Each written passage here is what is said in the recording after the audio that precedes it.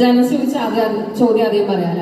അതായത് ഞാനിപ്പം എന്റെ പേര് വെറും വർഷം എന്നാണ് ഇപ്പം ഒട്ടുമിക്ക ആൾക്കാരും ഇങ്ങനെ വിളിച്ചുകൊണ്ടിരിക്കുന്നത്. എന്നെ വെറും എന്നാണ് എല്ലാവരും വിളിക്കാറ്, വർഷാന്ന് പോലും അല്ല. പക്ഷെ എനിക്കത് ഭയങ്കര ഇഷ്ടമാണ്. ഞാൻ റേഡിയോയിലായിരുന്നു 3 കൊല്ലം. അപ്പം ആ സമയത്ത് എന്റെ പേര് ആ റേഡിയോന്റെ പേരിന്റെ കൂടെയായിരുന്നു. റേഡിയോയിൽ ഇറങ്ങിയ സമയത്ത് എന്റെ അടുത്ത് HR പറഞ്ഞു പേര് മാറ്റണം എന്ന് പറഞ്ഞു. അപ്പൊ ഞാൻ ലൈക്ക് ഓക്കെ RJ വർഷാന്ന് ഇടാന്ന് വിചാരിച്ചു. പക്ഷെ എല്ലാവർക്കും ഞാൻ RJ ഉള്ളതുകൊണ്ട് ഞാൻ വിചാരിച്ചു ഇപ്പൊ എന്താ ഇടാന്ന് വിചാരിച്ചിട്ട് വെറുതെ എങ്ങനെ വെറും വർഷാന്ന് ഇട്ടതാണ്.